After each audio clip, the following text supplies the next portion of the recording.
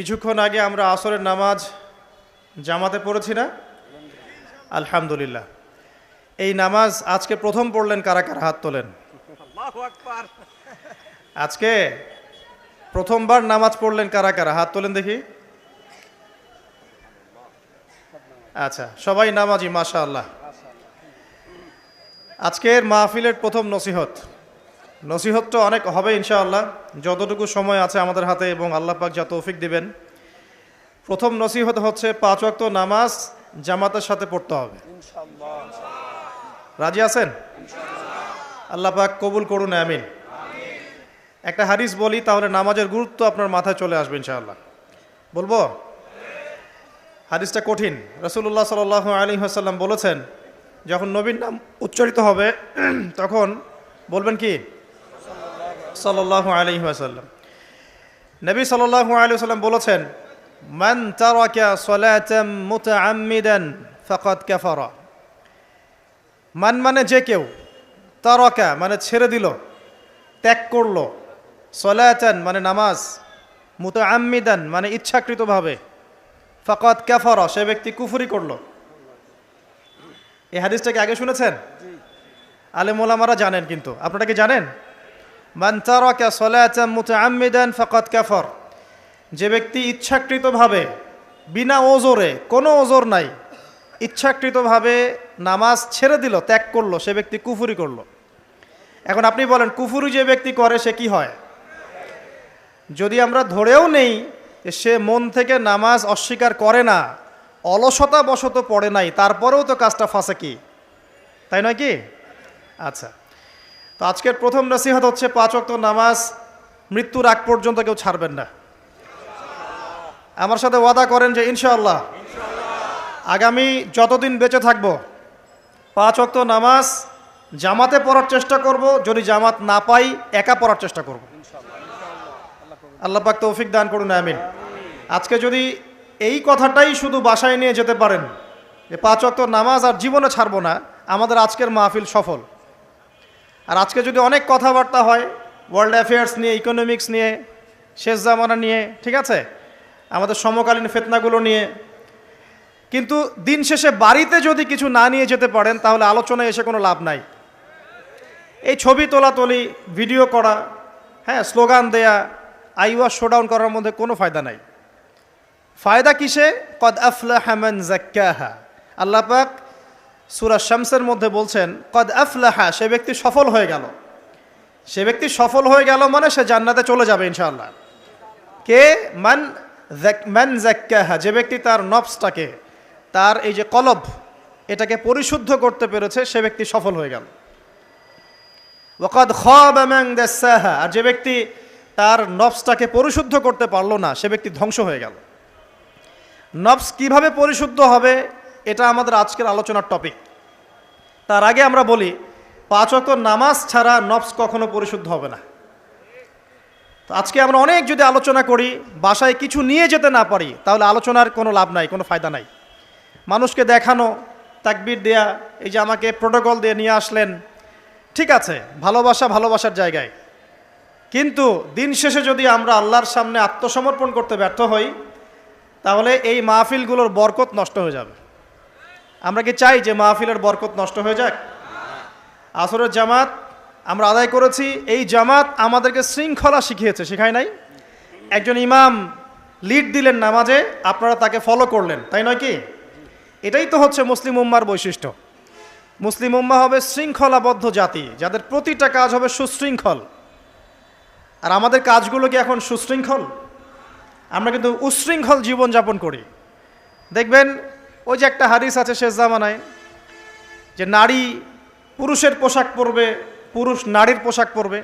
এই যে উশৃঙ্খলতা, দেখেন না এখন শেষ জামানায় আপনি দেখবেন এমন এক শ্রেণীর মেয়ে বের হয়েছে বাজারে, রাস্তাঘাটে, সমাজে, যারা কাপড় পরবে কিন্তু কাপড় পরেও নগ্ন থাকবে। এ কোনো হাদিস আমি বানিয়ে বলছি না, সবগুলো হাদিস সহিহ। এখন দলিল দিতে গেলে অনেক সময় চলে যাবে। তো উশৃঙ্খলতার যুগ, কাপড় পরে থাকাটা তাকওয়ার পোশাক, শালীনতা। আর এখনকার যুগটা চলছে কাপড় খোলার যুগ। কথা ঠিক না ঠিক বলেন? এখন মানুষ কাপড় খুলতে পারলে বেশি কমফোর্ট ফিল করে। আর আপনারা জানেন না এই মহাবিশ্বে আমাদের পিতা এবং মাতা আদম এবং হাওয়া আলাইহিমুস সালাম তাদেরকে সর্বপ্রথম কে নগ্ন করে দিয়েছিল জানেন? ফালাম্মা যাকাশ শাজারা, যখন আমাদের পিতা মাতা ওই গাছের কাছে চলে গেলেন, কোন গাছ? যেটা আল্লাহ পাক বলেছিলেন ফালা তাকরাবা হাযিহি শাজারা, ওই গাছের কাছে যখন তারা চলে গেলেন, তার ফল খেয়ে ফেললেন, বাদাত লাহুমা সাওআতিহিমা, তাদের এই যে পোশাকটা, এই পোশাকটা খুলে পড়ে গিয়েছিল এবং লজ্জাস্থান উন্মুক্ত হয়ে গিয়েছিল। তো সর্বপ্রথম আমাদের পিতামাতাকে নগ্ন করে দিয়েছিল কে? ইবলিস। এখন যারা মুসলিমদের গা থেকে কাপড় খুলে ফেলতে চাচ্ছে, এরা তাহলে কার অনুসারী? দলিল কি পেয়েছেন? বানিয়ে বলি নাই, সূরা আরাফ পড়েন, পেয়ে যাবেন ইনশাআল্লাহ। কোন সূরা? সূরা আরাফ। প্রথম নসিহত প্রিয় ভাইরা, এই যুগটা হচ্ছে উচ্ছৃঙ্খলতার যুগ। এই যুগে মানুষ আল্লাহ পাকের হালালকে খুব কমই পরোয়া করে। আল্লাহর হালালকে মানুষ হারাম করে নিচ্ছে, আর আল্লাহর হারামকে মানুষ হালাল করে নিচ্ছে। আল্লাহ পাকের বিশাল একটা হারাম হচ্ছে সুদ বা রিবা, আর এখন আমাদের উপর রিবা হয়ে গেছে ওয়াজিব। নাউজুবিল্লাহ। একটা দেশ নাই যেটা সুদমুক্ত, একটা জেলা পাবেন না সুদমুক্ত, একটা গ্রাম থানা ইউনিয়ন পাবেন না সুদমুক্ত। নবীজি এই যুগের কথাই হয়তোবা বলেছেন, যে যুগে মানুষ সুদ থেকে বেঁচে থাকতে চাইলেও সুদের ছিটা ফোঁটা গিয়ে তার গায়ে লাগবে। মনে করেন আপনি একটা কনস্ট্রাকশন করেছেন, একটা সুদি প্রতিষ্ঠান থেকে লোন নিয়েছেন, এখন আপনি ওই কনস্ট্রাকশনটা ভাড়া দিয়েছেন। সেখানে মনে করেন আমি ভাড়া নিয়েছি, আমি আপনাকে মাসে মাসে ভাড়া প্রদান করছি, আপনি সেই ভাড়ার টাকাগুলো কালেক্ট করছেন, করে সেই প্রতিষ্ঠানের লোন শোধ করছেন। প্রত্যক্ষভাবে না হলেও আমি কিন্তু পরোক্ষভাবে সুদে হেল্প করছি। আমি বুঝাতে পারছি না মনে হয়। এর বাইরে 1% মানুষও এখন পৃথিবীতে নাই যে ব্যক্তি রিবা থেকে বাইরে, ইচ্ছাকৃত হোক অনিচ্ছাকৃত হোক। আর এই প্রসঙ্গ আসলে আমি 2-4টা কথা না বলে থাকতে পারি না। সেটা হলো নবী সাল্লাল্লাহু আলাইহি ওয়াসাল্লাম বলেছেন, রিবার 73টা শাখা আছে পাপের, তার মধ্যে সবচেয়ে নিচু শাখা হচ্ছে নিজের মাকে বিয়ে করা। সহিহ বুখারীর একটা বর্ণনা এসেছে, যে ব্যক্তি 1 দিরহাম সুদ খায়, দিরহাম কি? রৌপ্য মুদ্রা। কোথায় আছে? জাদুঘরে। কোথায় আছে? মার্কেটে আছে।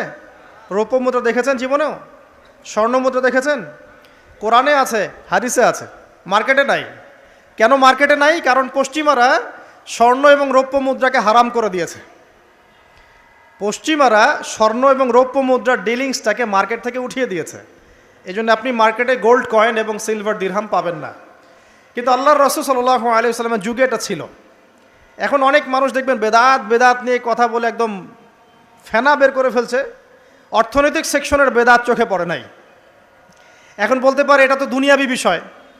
বাস্তবিক অর্থে এটা দুনিয়াবি বিষয় নয়, কারণ এই পেপার মানির মধ্য দিয়ে, ইলেকট্রনিক মানির মধ্য দিয়ে আপনার সম্পদকে সিজ করে চুষে খাওয়া হচ্ছে, আপনি বুঝতে পারছেন না। এখন প্রতারণা করা কি জায়েজ না জায়েজ? শোয়েব আলাইহিস ইসলামের নাম শুনেছেন? একটা কম ছিল মাদিয়ানে, শোয়েব আলাইহিস ইসলামের কম। এই কম সম্পর্কে আল্লাহ পাক যখনই কথা বলেছেন তখনই তাদের একটা দোষ উল্লেখ করেছেন। সেটা কি? সেটা হচ্ছে যে তোমরা অন্যায়ভাবে মানুষের সম্পদ আত্মসাৎ করো না। তোমরা অন্যায়ভাবে মানুষের সম্পদ আত্মসাৎ করো না। এই কাজটা করতো শোয়েব আলাইহিস ইসলামের কম, এবং তারা মাপে কম দিত, জনগণের অর্থ সম্পদ লুটে পুটে খেত। আল্লাহ রাব্বুল আলামিন তাদেরকে ভূমিকম্প দিয়ে ধ্বংস করে দিয়েছে। এখন এই পুরো মনিটরি সিস্টেম যেটা চলছে, এর মধ্য দিয়ে গরিব যে দেশগুলো আছে, স্বল্প উন্নত দেশ বা মধ্যম পর্যায়ের দেশ বা আরও নিম্ন পর্যায়ের অর্থনৈতিক সেকশনে, তাদের রক্তগুলো চুষে চুষে খেয়ে একটা সভ্যতা আজকে বিশাল বিশাল অট্টালিকা নির্মাণ করেছে। এই যে অন্যের রক্ত চুষে নিজে বড়লোক হওয়া, এটা কি হালাল না হারাম? এ কারণেই এই মনিটরি সিস্টেমের মধ্যে হারাম আছে। এই যুগটা সেই যুগ যেখানে মানুষ আল্লাহর হারামকে হালাল করে নিয়েছে আর হালালকে হারাম করে নিচ্ছে। রিবা একটা টাটকা হারাম, আমরা এটাকে হালাল করে ফেলেছি। এখন এই হাদিসগুলো শুনলে আমাদের গায়ের মধ্যে দাগও কাটে না, অন্তরটা কেঁপে ওঠে না, আমাদের কলবে কোনো নড়া দেয় না। নবী সাল্লাল্লাহু আলাইহি ওয়াসাল্লাম বলছেন, 1 দিরহাম যে ব্যক্তি সুদ খেয়েছে সে যেন 36 বার জেনা করেছে। কতবার? আমি হাদিসটা বানিয়ে বললাম কি বললাম না, আপনারা আলেমদেরকে জিজ্ঞাসা করবেন, বাসায় গিয়ে অবশ্যই জিজ্ঞাসা করবেন। যদি দেখেন হাদিস ঠিক আছে, সহি, তাহলে আল্লাহর ওয়াস্তে এখন যেমন তওবা করলেন আমি 5 ওয়াক্ত নামাজ ছাড়বো না, ঠিক আমার সাথে আবার তওবা করেন যে সারা জীবন সুদ খাবো না ইনশাআল্লাহ। নবী সাল্লাল্লাহু আলাইহি ওয়াসাল্লাম 4 শ্রেণীর মানুষকে অভিশাপ করেছেন। 1 শ্রেণী যে সুদ খায়, 2 নাম্বার যে দেয়, 3 নাম্বার যে সাক্ষী থাকে, 4 নাম্বার যে লিখে রাখে। এখন আপনি বলেন এই পুরো মনিটরি সিস্টেমের মধ্যে এই 4 শ্রেণীর মানুষ আছে না? কোনো না কোনোভাবে আমরা এর সাথে সম্পৃক্ত নই কি?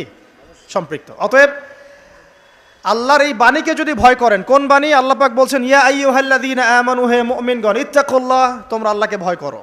ওয়াযারু মা বাকিয়া মিনার রিবা ইন কুনতুম মুমিনিন, তোমরা সুদের অবশিষ্ট অংশগুলো ছেড়ে দাও যদি প্রকৃতপক্ষে তোমরা মুমিন হয়ে থাকো।